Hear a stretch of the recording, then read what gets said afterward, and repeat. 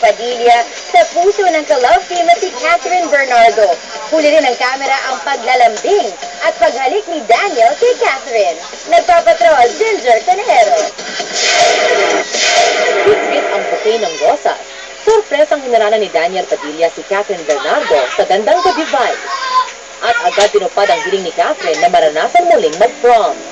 Homeschool kasi ngayon ang bida ng Princess and I at namimiss ang regular school activities. Siyempre si PJ kasi alam ko maalagaan talaga ako sa buong night na yun. Pero mas kinilig ang manunood nang mahuli sa camera ang paglalambing ni Daniel kay Catherine. Ano? Laglag ba? Ay, nakahawak sa bewang taray! May ganun sa bewang taray! Mahal mo siya, si Daniel, mahal mo siya. Bakit? Ako mahal ko yung mga katrabaho ko, no? Oo. Siyempre Mahal ko naman. yung director ko, mahal ko yung natin ang dancer. isa't isa. Ganun. Ay. Lahat naman tayo sa'yo. Lahat naman. Alam ko sa isa't isa, dalawa lang yun.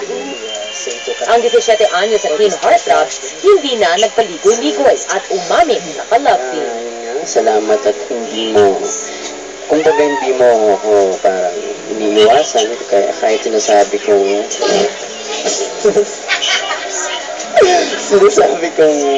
yun nga, gusto ko tap. Kasunod ng pag-amin, ang mas nakilig-kilig pang eksena. Ano ba yung moment na yun?